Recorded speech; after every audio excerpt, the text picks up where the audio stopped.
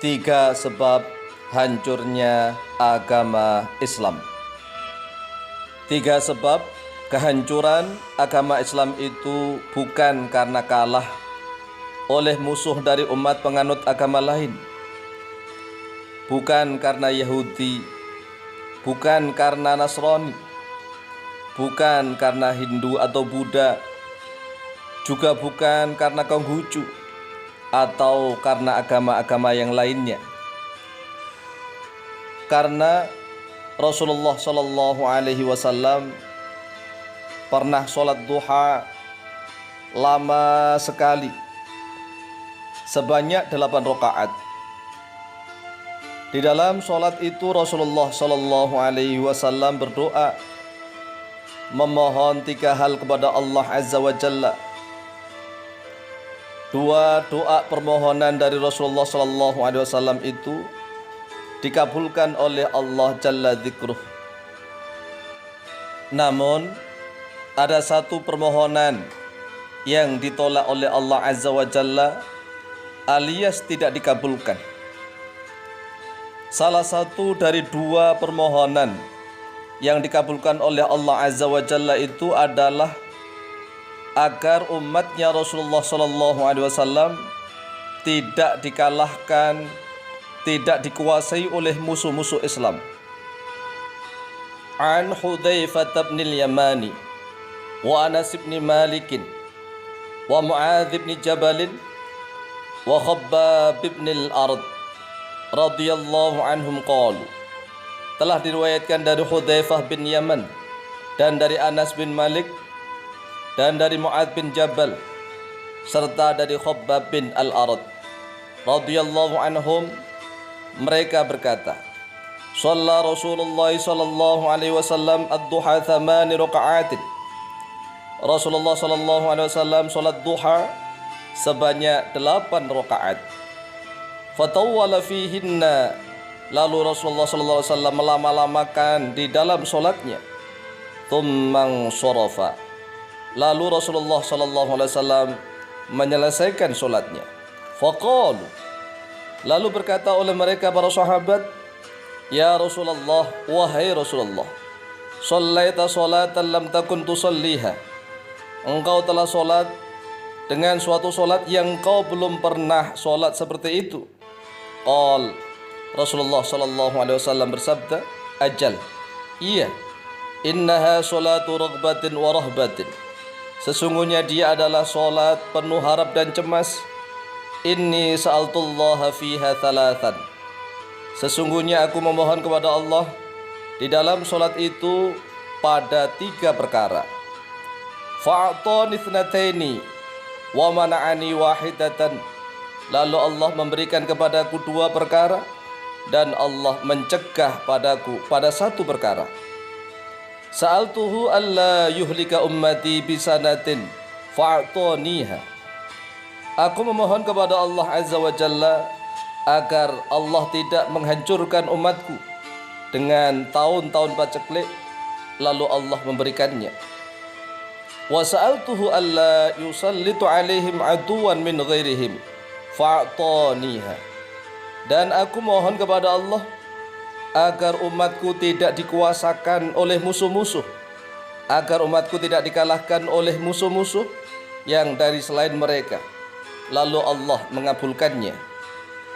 Wa sa'altuhu alla yudhiqa ba'duhum ba'sa ba'din famana'aniha, dan yang ketiga, aku memohon kepada Allah Azza wa Jalla agar Allah tidak merasakan pada sebagian mereka umatku pada keganasan sebagian yang lain, lalu Allah tidak mengabulkannya, Allah mencegahnya. Hadis ini diriwayatkan oleh Imam Ahmad bin Hanbal di dalam kitab Musnad beliau, dan oleh Imam Ibnu Abi Syaibah di dalam kitab Musannaf beliau. Juga diriwayatkan oleh Imam At-Tirmidzi di dalam kitab Sunan beliau, dan juga oleh Imam Ibnu Majah. Inilah sebab kehancuran agama Islam yang pertama, yaitu sesama umat Islam saling mencaci, saling menghina, saling menghujat, saling merasa paling benar sendiri, hingga mengkafir-kafirkan sesama saudara muslim, bahkan saling bunuh-membunuh antar saudara sesama muslim. Umat Islam tercerai-berai, terpecah belah hingga menjadi 73 golongan besar. Bahkan dari 73 golongan besar itu terpecah belah lagi menjadi ratusan golongan-golongan kecil. Perpecahan umat Islam ini dimulai dari sejak setelah wafatnya Khalifah Umar bin Khattab radhiyallahu an.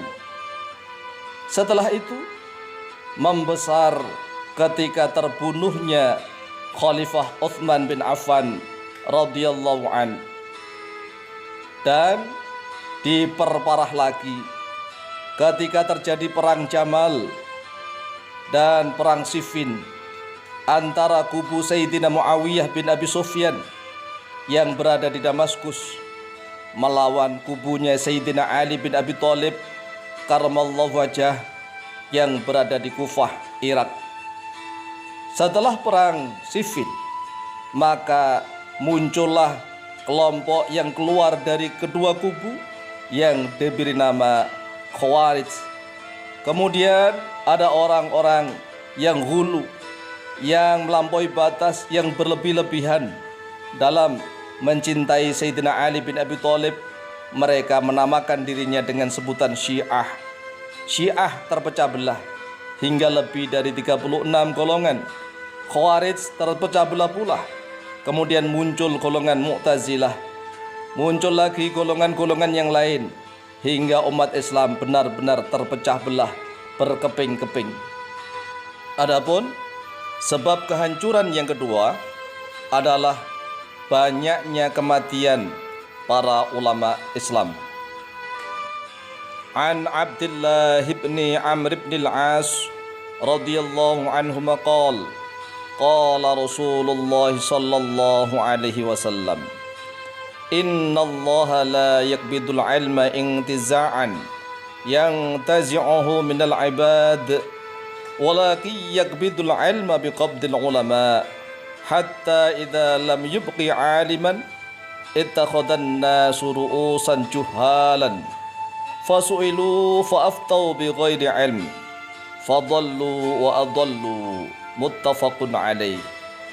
Telah diriwayatkan dari Abdullah bin Amr bin al-As radhiyallahu anhu maqal, bahwa Rasulullah sallallahu alaihi wasallam telah bersabda, sesungguhnya Allah tidak akan mencabut ilmu itu dengan suatu cabutan begitu saja, yang Allah mencabutnya dari hamba-hambanya.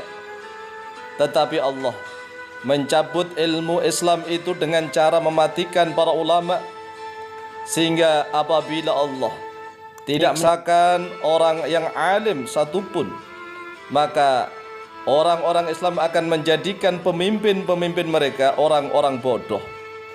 Lalu orang-orang bodoh itu akan ditanya tentang hukum-hukum Islam. Kemudian dia akan memberikan fatwa dengan tanpa dasar ilmu pengetahuan. Fadallu wa adallu, maka mereka akan sesat dan juga akan menyesatkan orang lain. Saudaraku kaum muslimin wal muslimat di seluruh tanah air Indonesia, ingatlah, selama 3 tahun terakhir ini, mulai tahun 2019, berapa jumlah ulama Nusantara yang telah wafat menghadap Allah Azza wa Jalla. Mulai dari guru kami Hadratus Syekh Ki Haji Maimun Zubair rahimahullah ta'ala yang wafat di Makkah Al-Mukarramah pada musim haji tahun 2019, kemudian pada tahun 2020 hingga awal tahun 2021 ini, sudah tidak terhitung banyaknya para ulama, para kiai, ustadz dan para habaib yang wafat menghadap Allah Jalla Jalaluh. Sedangkan kita sebagai generasi muslim penerus masih saja santai-santai, terlena oleh kesibukan duniawi, hingga beralasan sibuk, tidak punya waktu lagi untuk mengaji, memperdalam ilmu agama Islam. Mungkinkah agama Islam itu akan mulai hancur dan hilang pada masa generasi kita ini? Semoga saja tidak. Semoga semakin banyak generasi Muslim Indonesia yang berlomba-lomba mengaji, memperdalam ilmu agama Islam. Adapun sebab kehancuran agama Islam yang ketiga adalah karena umat Islam terjangkit penyakit yang namanya al-wahn, yaitu hubbud dunya, cinta duniawi, cinta harta benda daripada cinta ilmu agama Islam, dan karahiyatul maut, yaitu benci kematian. Apabila umat Islam diajak untuk membahas ilmu akhirat, mempersiapkan tentang bekal kematian, maka rata-rata benci.